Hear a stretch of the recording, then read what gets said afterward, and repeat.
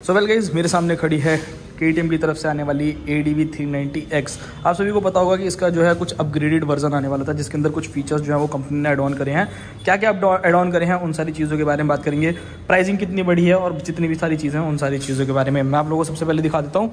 यहाँ पर अगर आप चेकआउट करोगे तो 390X और KTM यहाँ पर देखने को मिलता है, बट इसमें पहले आप लोगों को ये क्रूज कंट्रोल जैसे फीचर्स नहीं देखने को मिला करते थे। यहाँ पर देखोगे तो यहाँ पर भी आपको बटन मिल जाता है। तो अब इसके अंदर जो है वो अपडेट हो गया। क्या क्या अपडेट हुआ उसके बारे में बात करते हैं आज की वीडियो में।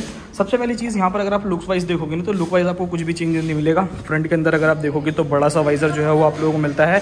नीचे की तरफ देखोगे तो DRS मिल जाएंगे, प्रोजेक्टर लाइट्स मिलती हैं। नीचे अगर आप देखोगे तो यहाँ पर आप लोगों को जो है LED लाइट देखने को मिलेगी। टर्न सिग्नल्स देखोगे तो वो आप लोगों को LED देखने को मिलते हैं। सो मतलब ऑलमोस्ट सिमिलर लग रही है, मेरे को कुछ खास चेंज नहीं लगा, बट प्राइसिंग भी चेंज हुई है, वो भी मैं आपको बताता हूँ।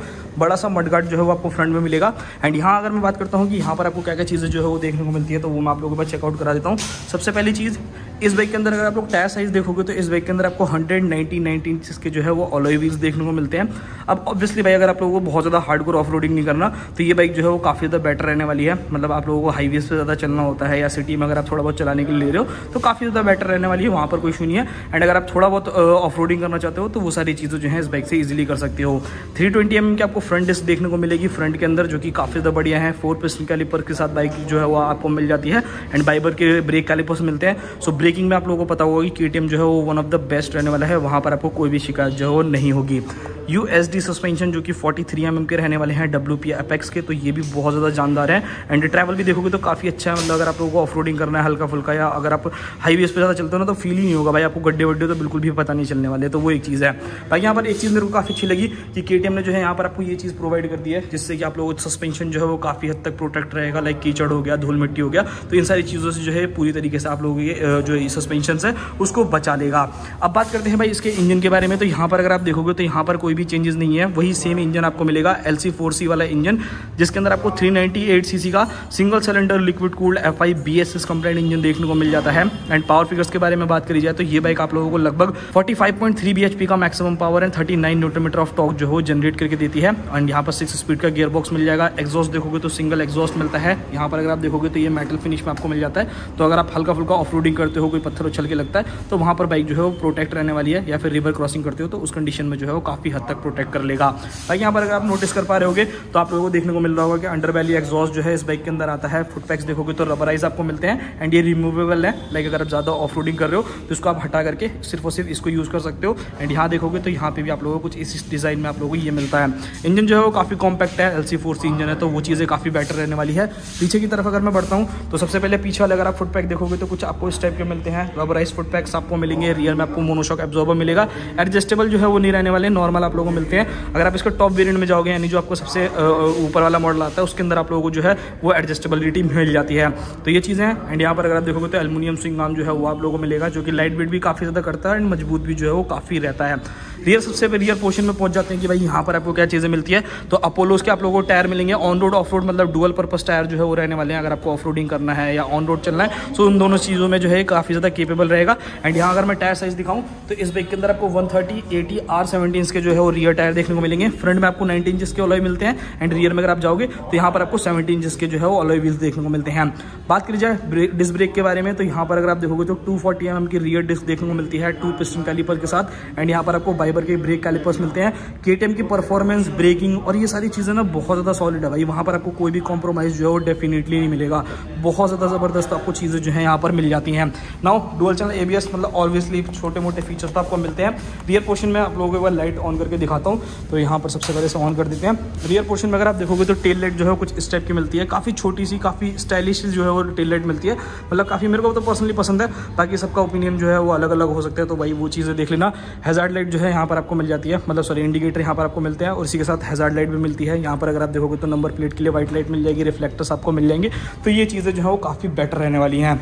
अब देखो मेजर अगर आप चेंजेस देखोगे कि मेजर आपको चेंजेस क्या मिलता है तो वो मैं आपको एक बार दिखाता हूँ। सबसे पहले इसे ऑफ करते हैं, ऑन करते हैं। अब 5 इंच की प्रॉपर TFT डिस्प्ले जो है वो आप लोगों को बाइक के अंदर मिलेगी। एंड फीचर्स के मामले में अगर बात करी जाए ना तो ऑलमोस्ट सारे फीचर्स जो है ये बाइक अब आपको ऑफर करती है। सबसे पहले यहाँ पर अगर मैं अंदर की तरफ जाता हूँ तो यहाँ पर अगर आप देखोगे राइडिंग मोड्स में पहले इस बाइक के अंदर आपको 2 मोड्स शायद देखने को मिला करते थे, बट अब आप लोगों को 3 राइडिंग मोड जो है वो देखने को मिलेंगे। तो यहाँ पर अगर आप देखोगे तो 3 राइडिंग मोड जो है वो आप लोगों को मिलने वाले हैं। सबसे पहले आप लोगों को यहाँ पर देखने को मिलेगा स्ट्रीट मोड, उसके बाद ऑफ रोड मोड, एंड यहाँ पर अगर आप देखोगे थर्ड मोड तो राइडिंग मोड जो है मतलब रेन मोड जो है वो आप लोगों को इस बाइक में मिल जाता है। उसी के साथ यहाँ पर देखोगे कॉन्फ़िगर स्ट्रीट, यहाँ पर ABS मोड में जाओगे तो इसको ऑन ऑफ करना चाहते हो, ऑन रोड चला रहे हो तो आप लोगों का ABS ऑन रहेगा, ऑफ रोड कर दोगे तो बंद हो जाएगा। यहाँ पर आपको मोटरसाइकिल ट्रैक्शन कंट्रोल भी मिल जाता है, जिससे आप ऑफ करना चाहो ऑन करना चाहो ये चीज़ें कर सकते हो। क्विक शिफ्टर अगर आप देखोगे तो यहाँ पे क्विक शिफ्टर ऑन ऑफ कर सकते हो। एंड डिस्प्ले मोड में अगर आप जाओगे तो 2 तरीके के आपको क्या कहते हैं मोड्स देखने को मिलते हैं, एक स्टैंडर्ड और एक रिड्यूस्ड है, तो वो आप अपने हिसाब से जो है वो सेलेक्ट कर सकते हो। एंड आगे की तरफ बढ़ते हैं तो यहाँ पर आपको बाइक से रिलेटेड सारी इन्फॉर्मेशन मिल जाएगी, कितना फ्यूल रहने वाला है, बैटरी हो गया, यहाँ पर आपका कूलेंट हो गया। क्रूज कंट्रोल में जाओगे तो क्रूज कंट्रोल में भी आप लोगों को 2 मोड देखने को मिलते हैं, मैं आप लोगों को चेकआउट करा देता हूँ। यहाँ पर देखोगे तो आपको एक क्रूज कंट्रोल देखने को मिल रहा है। एंड अगर आप सेकंड देखोगे तो यहाँ पर आपको स्पीड कंट्रोल भी मिल जाता है। तो स्पीड कंट्रोल से क्या है कि आप अपनी स्पीड को जो है वो कंट्रोल कर सकते हो। लाइक अगर आप किसी को दे रहे हो तो आप उसको सेलेक्ट कर सकते हो 100 की स्पीड पे, 120 की स्पीड पे, जितने भी आप करना चाहो तो वो सारी चीज़ें जो है वो कर सकते हो, तो जो कि मुझे काफ़ी ज़्यादा पसंद आई भाई। एंड अगर उसके अलावा मैं बात करता हूँ तो यहाँ पर आपको सारे के सारे फीचर्स देखने को मिलेंगे। लाइक यहाँ पर आपको फेवरेट के अंदर जाओगे तो 4 जो है फेवरेट चीज़ें जो है वो आप नहीं लगा सकते हो। क्विक सेलेक्टर अगर आप देखोगे तो एक बटन से जो है कुछ भी आप लोग अगर अपना अप डाउन करना चाहते हो, मतलब कुछ भी आप लोग सेलेक्ट करोगे तो उस बटन से जो है वो कर सकते हो। कस्टम स्विच जो है वो आप लोगों को यहाँ पे मिल जाता है। बाइक इन्फॉर्मेशन चाहिए, नॉन फंक्शन चाहिए, राइडिंग मोड चाहिए, वो सारी चीज़ें हैं। कनेक्टिविटी में अगर आप जाते हो तो यहाँ पर आप लोगों को ब्लूटूथ, फोन, राइडर हेडसेट और उसके साथ हेडसेट टाइप जो है वो आपको मिल जाएगा। शिफ्टिंग लाइट को जो है यूज़ कर सकते हो। क्लॉक एंड डेट आप लोग मिल जाएगा, यूनिट आप लोगों को मिल जाएगा, लैंग्वेज हो गया, और एक्स्ट्रा फंक्शन जो है वो कुछ इस टाइप के आ जाते हैं। बाकी अगर मैं बेसिक फीचर में बात करूँ, gear indicator, dual channel ABS, traction control, malfunction light, timing यहाँ पर हो गया, स्पीडोमीटर हो गया, यहाँ पर आपका इंजन कितना हीट है, कूल है, वो सारी चीज़ें हैं। बाकी यहाँ पर आपका ट्रिप मीटर और बाकी सारी चीज़ें आपको पता चल जाएंगी।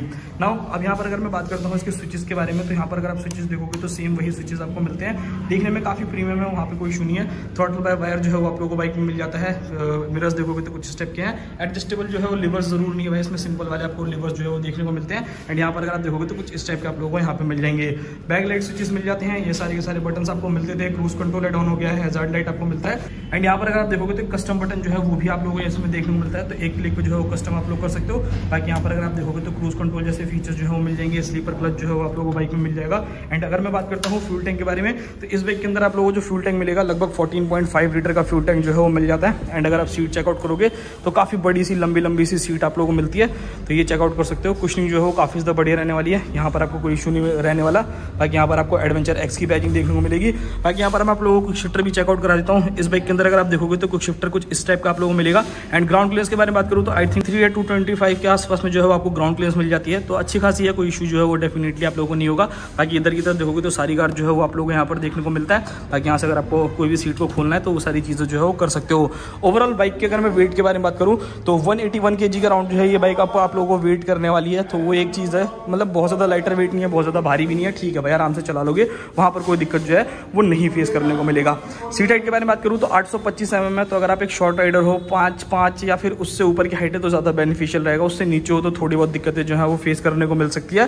बाकी प्राइसिंग बता देता हूँ, इस बाइक के ऊपर आप लोगों को 10,000 रुपये जो है एक्स्ट्रा देने पड़ेंगे। 3.5 लाख रुपये में जो है वो आपको ऑन रोड प्राइसिंग करने वाली है, मतलब ऑन रोड कॉस्ट जो है इस बाइक की रहेगी, तो वो एक चीज़ है। बाकी आप जरूर बताना कि आप लोगों को बाइक कैसी लगी कैसी नहीं लगी। एंड इसमें ये वाले अपडेट जो है वो काफ़ी हैं या फिर और ज़्यादा अपडेट चाहिए वो भी आप मुझे बता देना। मिलते हैं किसी और नेक्स्ट वीडियो में।